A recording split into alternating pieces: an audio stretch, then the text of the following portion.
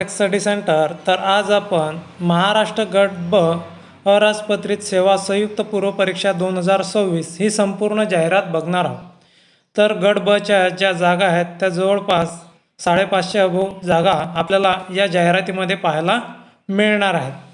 तर हा व्हिडिओ संपूर्णरित्या पहा, विशेष करून जे नवीन मुलं आहेत आणि जे एक्सपिरियन्स आहेत त्यांनीसुद्धा हा व्हिडिओ बघावा।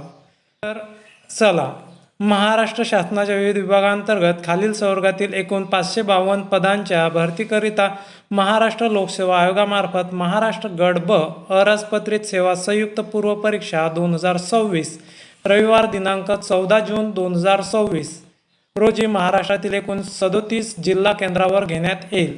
प्रस्तुत परीक्षेमधून भरावयाच्या विविध संवर्गातील पदांचा तपशील खालीलप्रमाणे आहे। तर आता ही जी एक्झाम आहे 14 जून 2026ला प्री एक्झाम ठेवलेले आहे आणि जे पद आहेत ते खालीलप्रमाणे आहेत। किती वॅकन्सीज आहेत ते आपण पाहूयात शॉर्ट बाय स्वीटमध्ये।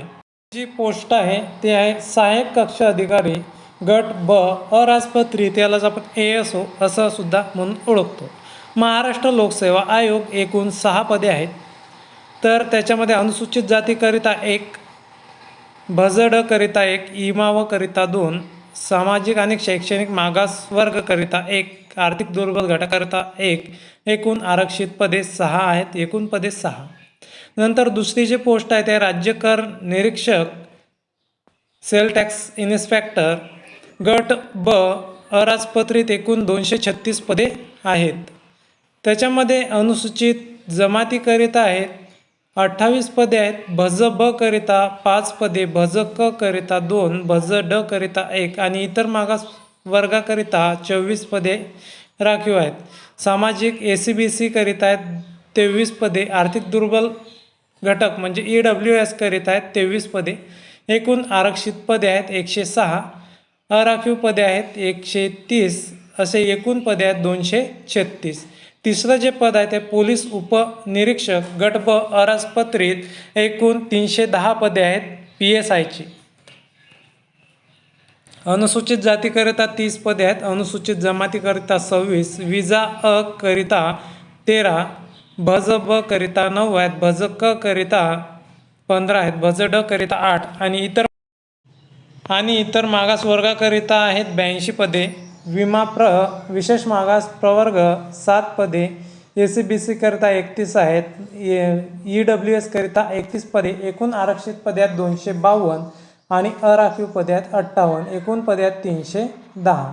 तर आता अर्ज सादर करण्याची प्रक्रिया कालावधी तो पाहावायचा। अर्ज सादर करण्याचा कालावधी आहे दिनांक 10 एप्रिल 2026 रोजी 2 वाजतापासून तर दिनांक 30 एप्रिल 2026 रोजी 12 वाजेपर्यंत। ऑनलाईन पद्धतीने विविध परीक्षा शुल्क भरण्याचा अंतिम दिनांक आहे 30 एप्रिल 2026 12 वाजेपर्यंत। भारतीय स्टेट बँकेमध्ये चलनाद्वारे परीक्षा शुल्क भरण्यासाठी चलनाची प्रत घेण्यासाठी दिनांक 2 मे 2026 ते 12 वाजेपर्यंत। 4 चलनाद्वारे परीक्षा शुल्क भरण्याचा अंतिम दिनांक 4 मे 2026 रोजी बँकेच्या कार्यालयीन वेळेमध्ये। मधले काही इम्पॉर्टंट पॉईंट आहेत ते आपण सविस्तर पाहूयात। पदसंख्या व आरक्षण संदर्भात सर्वसाधारण तरतुदी। पदसंख्या आरक्षणामध्ये शासनाच्या संबंधित विभागाच्या सूचनेनुसार बदल होण्याची शक्यता आहे। प्रस्तुत परीक्षेमधून भरण्यात येणाऱ्या विविध संवर्गापैकी जाहिरातीच्या दिनांकांपर्यंत प्राप्त झालेली पदे प्रस्तुत जाहिरातीमध्ये नमूद केली आहेत। जाहिरातीमध्ये नमूद संवर्गातील पदांव्यतिरिक्त प्रस्तुत परीक्षेमध्ये भरण्यात येणाऱ्या उर्वरित संवर्गातील पदांचा नंतरच्या टप्प्यावर समावेश होण्याची शक्यता आहे। जे काही इतर जागा रिक्त होणार आहेत त्याचा समावेश होऊ शकतो। जाहिरात प्रसिद्ध झाल्यानंतर तसेच पूर्व परीक्षेचा निकाल अंतिम करेपर्यंत नव्याने प्राप्त होणाऱ्या मागणीपत्रामध्ये जाहिरातीत नमूद नसलेल्या संवर्गासाठी तसेच सामाजिक आणि समांतर आरक्षणाकरिता पदे उपलब्ध होण्याची आणि विद्यमान संवर्गातील पदसंख्येमध्ये बदल किंवा वाढ होण्याची शक्यता विचारात घेऊन उमेदवारांनी पूर्व परीक्षेकरता अर्ज सादर करणे आवश्यक राहील। ज्या संवर्गाकरिता पदं नाही आहेत परंतु पुढे जोपर्यंत निकाल लागत नाही तोपर्यंत जर पदं जर आले तर ज्या संवर्गातील विद्यार्थ्यांना पदं नाही आहेत त्यांनीसुद्धा अर्ज भरायचा आहे आणि पूर्व परीक्षा द्यायची आहे। पूर्वपरीक्षेचा निकाल अंतिम करेपर्यंतच्या कालावधीपर्यंत शासनाकडून सुधारित अतिरिक्त स्वतंत्र मागणीपत्राद्वारे प्राप्त होणारे सर्व सेवेतील पदे पूर्वपरीक्षेच्या निकालासाठी विचारात घेण्यात येणार आहेत. पूर्वपरीक्षेची जाहिरात प्रसिद्ध झाल्यानंतर शासनाकडून सुधारित अतिरिक्त स्वतंत्र मागणीपत्राद्वारे प्राप्त संवर्गातील पदांचा समावेश पूर्वपरीक्षेच्या निकालापूर्वी शुद्ध पत्रकाद्वारे करण्यात येईल. यास्तव पूर्वपरीक्षेच्या जाहिरातीमध्ये पद आरक्षित नसल्यामुळे, पदसंख्या कमी असल्यामुळे अथवा संवर्गाचा समावेश नसल्यामुळे पूर्वपरीक्षेसाठी अर्ज सादर केला नसल्याची व त्यामुळे निवडीची संधी वाया गेल्याबाबतची कोणती तक्रार नंतर कोणत्याही टप्प्यावर विचारात घेतली जाणार नाही. आता समजा ज्या संवर्गाला पदे आलेले नाहीत आणि त्या संवर्गाच्या कॅन्डिडेटने जर फॉर्मच भरला नाही, पुढे चालून जर समजा त्या संवर्गाला पदं आली तर कोणत्याही प्रकारचे जे तक्रार आहे ते अपील इथं विचारात घेण्यात येणार नाही. त्याकरिता ज्या संवर्गाला पदं आलेली नाहीत त्यांनी सुद्धा पूर्वपरीक्षेला अप्लिकेशन करायचं आहे. भरावयाच्या उपरोक्त संवर्गपदाचं सामाजिक आरक्षण, समांतर आरक्षणाबाबतचा तपशील शासनाकडून प्राप्त संबंधित मागणीपत्रानुसार आहे. तसेच वर नमूद पदसंख्या व आरक्षणामध्ये शासनाच्या संबंधित विभागाच्या सूचनेनुसार बदल वाढ होऊ शकेल. पूर्वपरीक्षेचा निकाल अंतिम करेपर्यंतच्या कालावधीपर्यंत शासनाकडून सुधारित अतिरिक्त स्वतंत्र मागणीपत्राद्वारे प्राप्त होणारी सर्व पदे पूर्वपरीक्षेच्या निकालासाठी विचारात घेण्यात येतील. विविध सामाजिक प्रवर्ग, महिला, प्रावीण्यप्राप्त खेळाडू, दिव्यांग, अनाथ इत्यादींसाठी सामाजिक समांतर आरक्षण शासनाकडून वेळोवेळी जारी करण्यात येणाऱ्या आदेशानुसार राहील. शासन निर्णय महिला व बालविकास विभाग क्रमांक अन्वये विहित कार्यपद्धतीनुसार अराखीव महिलांकरिता आरक्षित पदाकरिता निवडीकरिसाठी अराखीव महिला तसेच सर्व मागास प्रवर्गातील महिलांना नॉन क्रिमी लेअर प्रमाणपत्र सादर करण्याची अट रद्द करण्यात आलेली आहे. अनुसूचित जाती व अनुसूचित जमाती वगळता अन्य मागास प्रवर्गातील महिलांकरिता आरक्षित पदावरील निवडीसाठी दावा करू इच्छिणाऱ्या महिलांना संबंधित मागास प्रवर्गातील इतर मागास व बहुजन कल्याण विभाग तसेच सामान्य प्रशासन विभागाकडून वेळोवेळी विहित करण्यात आल्याप्रमाणे नॉन क्रिमी लेअर प्रमाणपत्र सादर करण्याबाबतच्या तरतुदी लागू राहतील.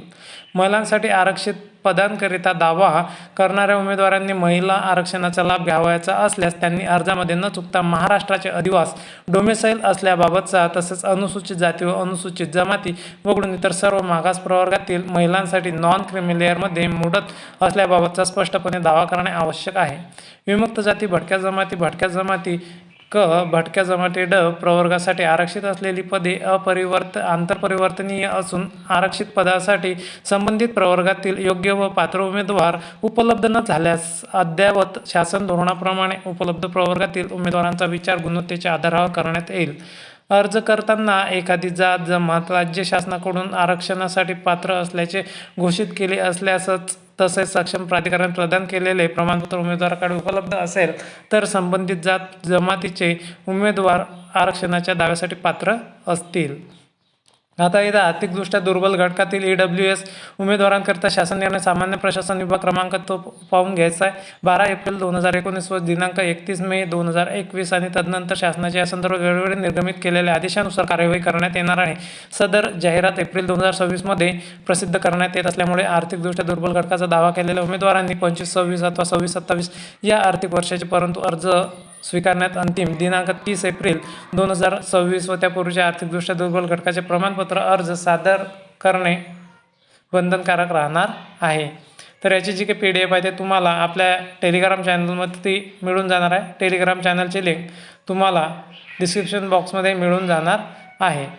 तर आता खेळाडूबद्दलचे सुद्धा आहेत ते तुम्ही व्यवस्थितरित्या वाचून घेऊ शकता. दिव्यांग कॅन्डिडेटबद्दल जे काही सूचना आहेत त्या आहेत. नंतर अनाथ आरक्षण आहे.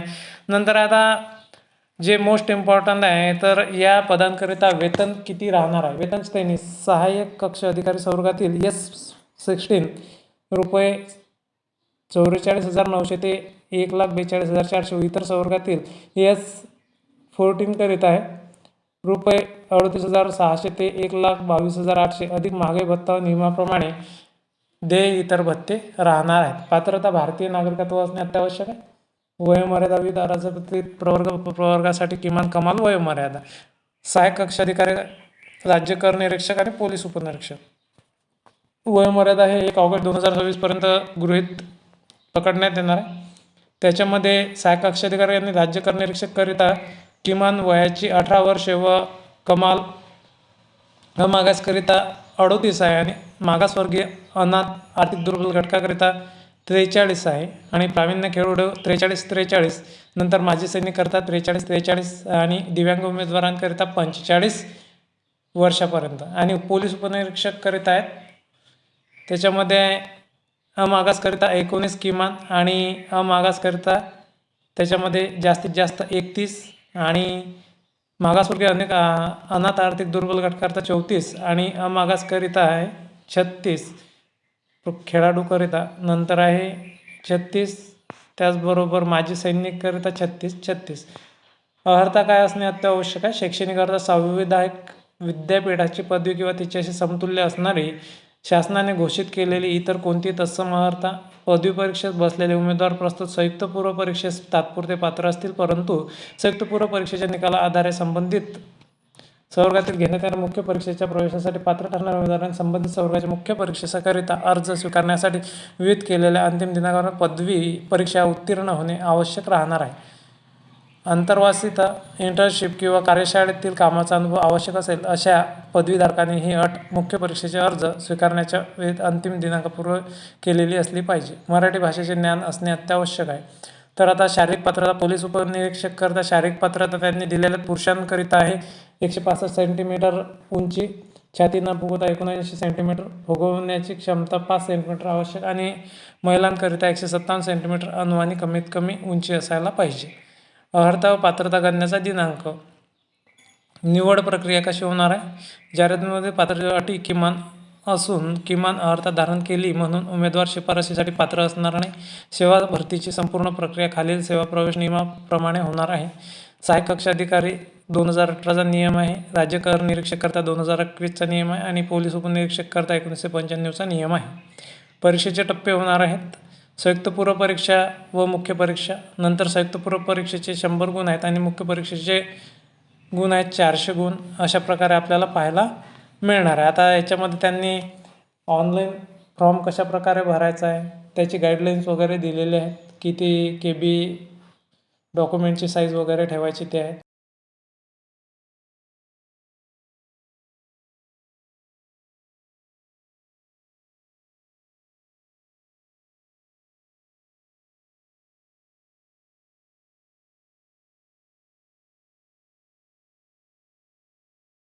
महत्त्वाचा घटक आहे त्याच्यामध्ये आहे परीक्षा शुल्काचा भरणा तर त्याच्यामध्ये संयुक्त पूर्व परीक्षेकरिता मागासकरता 394 रुपयात मागासवर्गीय आर्थिक दुर्बल घटक अनाथ दिव्यांगाकरता 294 रुपयात अमागासकरिता 394 माजी सैनिककरता आणि मागासवर्गीयांकरिता 294 रुपये अशी फी आहे तर ऑनलाईन पेमेंटसुद्धा करू शकता किंवा ऑफलाईनसुद्धा तुम्ही बँकेमध्ये पेमेंट करू शकता तर MPSC रिलेटेड आपण आपल्या चॅनलवरती भरपूर सारे व्हिडिओज बनवलेले आहेत MPSC म्हणजे काय त्याचप्रमाणे वेगवेगळ्या पदाकरिता कोणता सिलेबस आपल्याला अत्यावश्यक आहे तो सिलेबस आपण बनवलेला आहे आणि त्या सिलेबसची लिंक या व्हिडिओच्या डिस्क्रिप्शनमध्ये मी तुम्हाला प्रोव्हाइड करून देणार आहे अशाच प्रकारचे नवनवीन अपडेट बघण्याकरता आपल्या चॅनलला लाईक शेअर आणि सबस्क्राईब करायला विसरू नका धन्यवाद